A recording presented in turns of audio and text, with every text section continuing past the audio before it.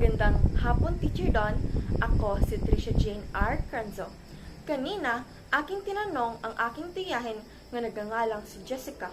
Ang aking tanong sa kanya ay paano ba niya ilalarawan ang lugar ng kanyang tinitirhan noong nakaraang 10 taon hanggang 15 taon.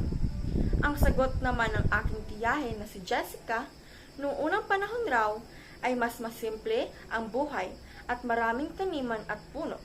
Mas kakaunti ang sasakyan at malapit makisalamuha ang mga tao.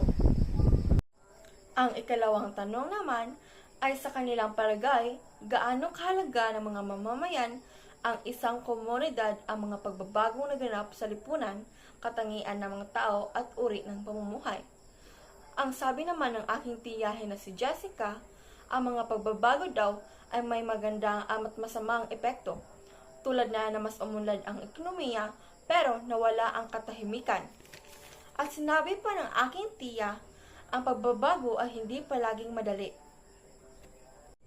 Ang pangatlong tanong naman ay paano nakikilahok ang nakakatandang pamilya sa mga proyektong makakatulong upang makilala ang barangay sa ibang komunidad. Sabi ng aking tiyahin, tumutulong sila sa pagtatanim at paglilinis, at nagkakaisa sila para sa kakabuti ng lahat, at ipinapakita nila ang pagmamahal sa kanilang lugar. At sabi pa ng aking tiyahin, ang pagtutulungan ang susi ng tagumpay. At diyan nagtatapos at maraming salamat sa iyong panonood. Paalam.